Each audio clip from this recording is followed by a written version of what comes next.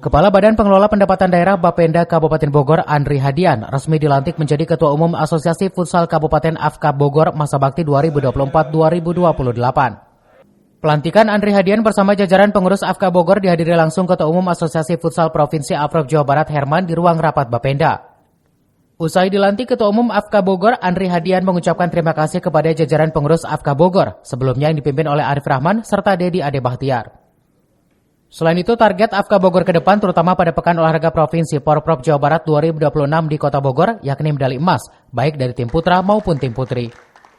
Sampaikan adanya program yang baru itu juga kita akan melihat konsultasi dulu ke internal untuk merancang dengan pengurus yang baru ini program-program berkaitan apa termasuk jadi apa yang disampaikan oleh Pak dari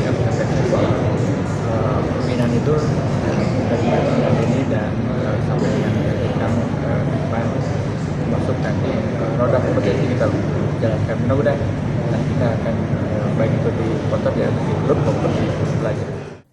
Dari Kabupaten Bogor, Cevi Suryadi melaporkan.